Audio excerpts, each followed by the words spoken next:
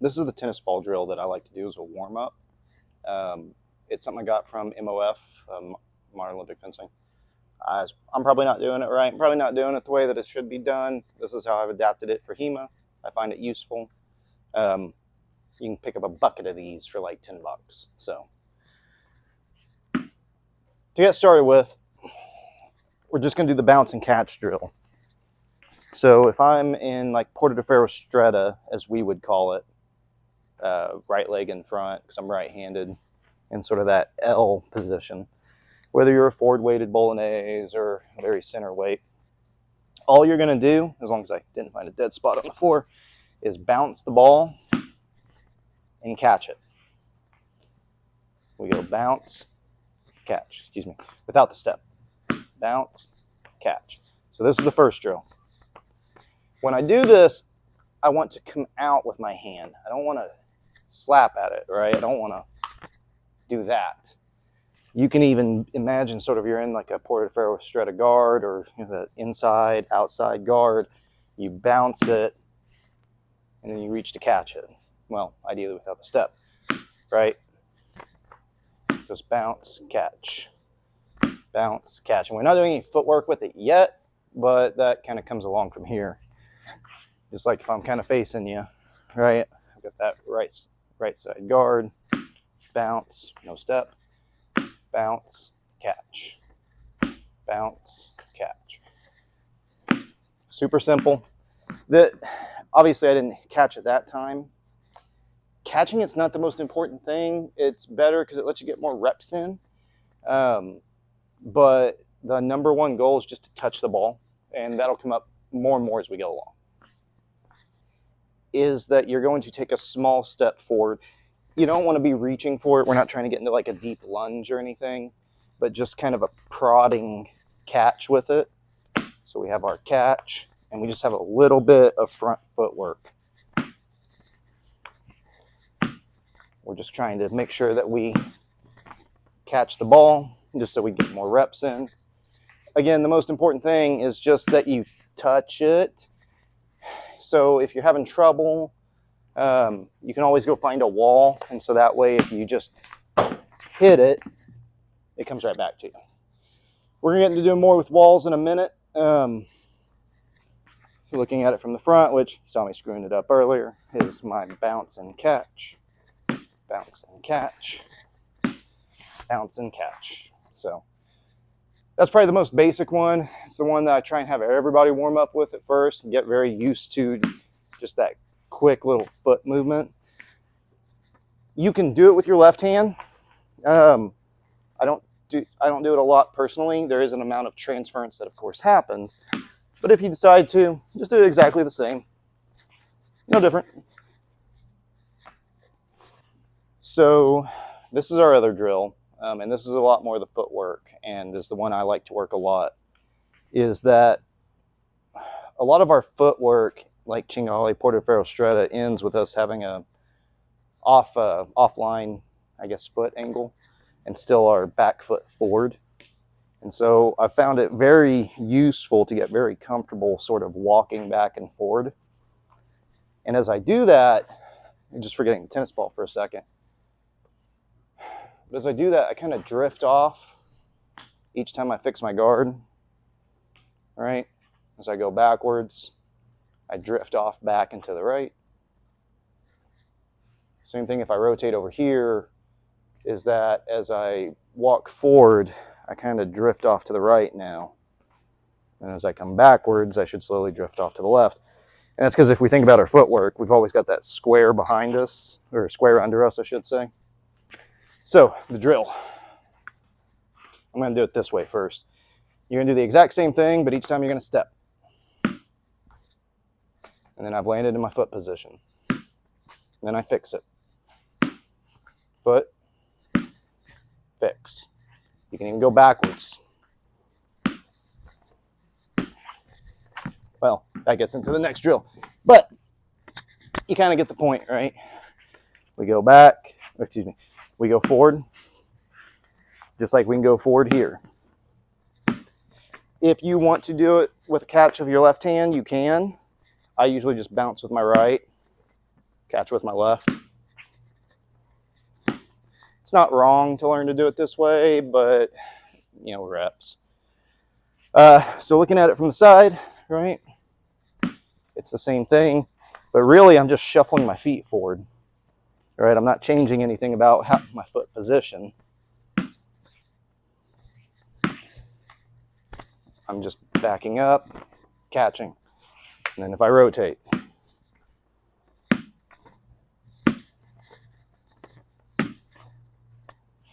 so going forward, one more time. If I bounce and catch, I should slowly drift. Just like if I'm here, I bounce and catch and slowly drift. So we'll get into the next one. Past this, a lot of it gets into more technical, kind of technically oriented things. We'll dive into more of those later, though. Okay, so the other drill. We've kind of been practicing with it, just shifting forward and to the right and forward and to the left. Now we're just going to go down the train tracks. So in Bolognese, it's very common that we'll have this right foot kind of tilted off to the right or left, right? If you don't want to do that, you can do this. It's fine. One challenge you can run into is that the foot tends to drive the shoulders back to where you can now see my left.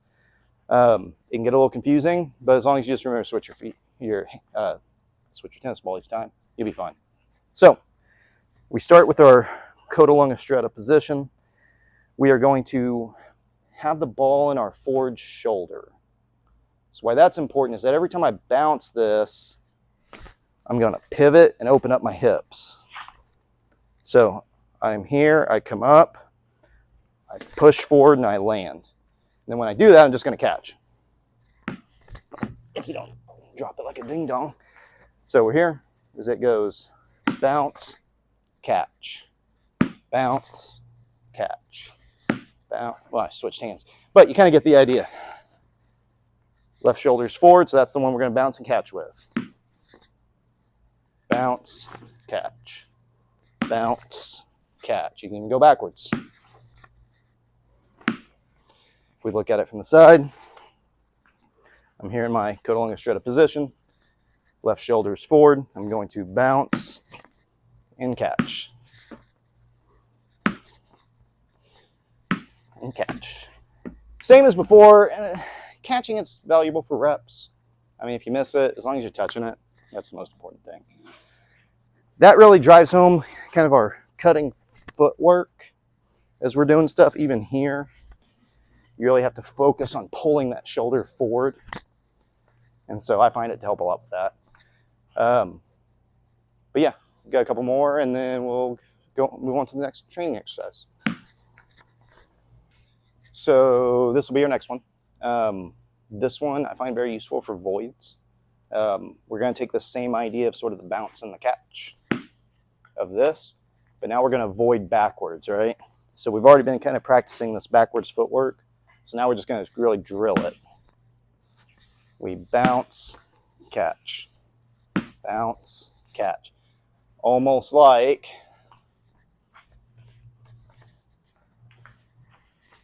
we're here, right? We're just now adding in some type of dynamic training. So now we're not always habitually thrusting to the same exact spot.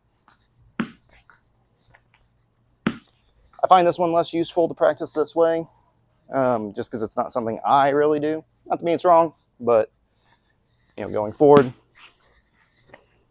we just bounce, catch.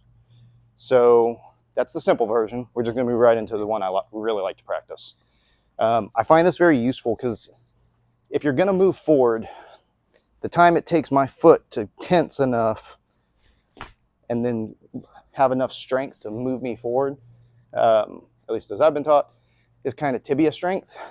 And so like you can even see sort of the difference of my right foot versus my left. So we're going to practice that. The footwork that we're going to do is I'm going to pass this leg back a smaller amount, and then I'm going to punch off that foot. So if I bring my right back, as if it's going here. About midway through, I stop up on the ball of my foot, and I'm going to extend, land, step. So we do it again. 1, 2, step. We can do this both ways. And we can add a tennis ball. So the tennis ball, the only real thing you're changing is that the time that you go to catch it is here. So as I'm here, I bounce, back, catch, land. We go bounce, back, catch, land. 1, 2, 3, 4. It goes 1, 2, 3, 4. And so you can do that even without the tennis ball. It's just a really good way to practice all your foot positions and guards, and to also now have a little bit of physical training, even when you're just doing basic warm-ups. So that's the general footwork ideas. Again, this can get even more complex. We'll probably do some of the plays and stuff later, but this kind of gives you an overview of how I like to do class warm-ups. You can take all this to the gym. And I guess in the long, rambly way, that's all what this original video was about, is if you're at the gym and you're in between sets, just take a tennis ball. And you can sit there and just practice focused drill work, right? And I'll get into more stuff here in a little bit for perception drills, where you're bouncing off while you're focused here, which you can do with a bench or whatever. But we'll get into that later. Okay, so this is kind of the next evolution of it. You can sort of mix and match with the previous drills. The main reason that I'm in here right now is just we have class going on, and I really need something to bounce this off of, because it's kind of a hard thing to sort of explain at first. So a really good drill I've found in my experience is kind of some perception drills. I got these from some striking systems, where the goal is that when I first start, I'm going to pick a spot on the wall. So let's just say right here, I'm going to do it that way. And I'm going to focus my gaze on that spot. So switching over here for a second, right there, that's the spot. Now, if you have a dot or something, it makes it a little bit easier. But now what you're going to do, and you can start as far as close as you want. You can sort of change the distance depending on how fast you want this to happen. You're going to do a wall bounce. Now, I know we all played wall ball, right? Ideally coming back to you.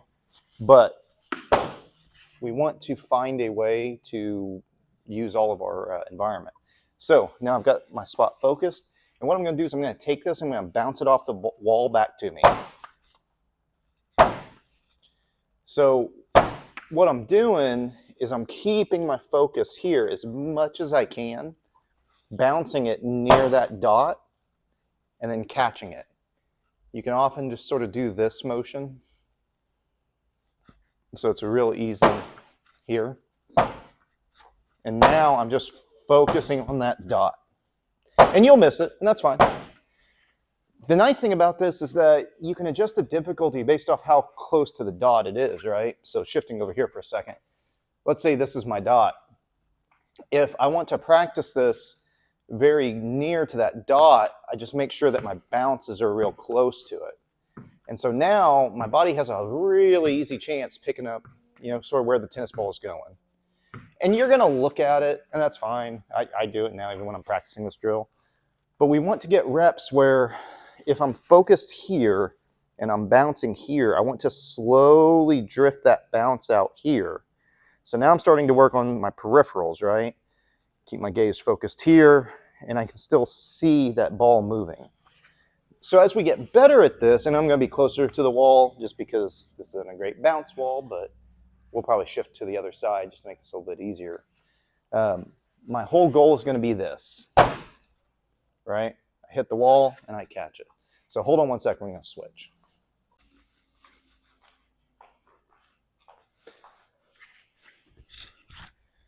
Okay, now with the magic of editing. So we shifted over here where I can actually have a usable wall. Now I've got my gaze focused here, and then I just start practicing. And that's all I'm doing is I'm just burning time bouncing this wall. As I get better at it, I want to slowly shift my gaze. Now, it'll be very difficult, like you saw me start to do, if you start trying to bounce this way out here, because you start trying to practice a whole bunch of different motions. What I usually do is I'll shift my gaze. So if I'm looking over here for a sec. So if I'm focused here and I'm bouncing right about here, I'll shift my gaze over. So looking over here, I'm now, instead of focusing here, I'm focusing here. So my bounce is still right here, but now my gaze has shifted. And what you want to do is practice keeping your gaze there while still trying to touch the tennis ball. Catching it gets you more reps, not required. You can do it close, right? We can be very close and have a very short window for the bounce. You can be very far if you want to have more practice time. All kinds of different ways you can practice this. It's something you can do, when you're sitting on a bench. I don't necessarily have one, but imagine me sitting on a bench at the gym in between breaks, and I've got a wall. I can shift my gaze over. Like right now, I'm looking at that corner, and you can just really practice it. It's good to get really good with the right hand. If you get really good with your left, think about like if we're doing like sword and buckler, right? And a shot is coming, and being able to catch that parry while still focused on your other target. So now I shift my gaze over this way. I've done my left a little bit, so this will be fun. Where now it's the same sort of thing, right? My focus is out here, but I'm still trying to catch this tennis ball. And so you get to practice now bringing your left hand to something that's dynamically moving. I find it to be really helpful. There's various techniques I've pulled off that I've only ever practiced with a tennis ball. No actual drill or rep work with people. So that's kind of the basic perception idea. You can take it to sort of a next level by alternating hands.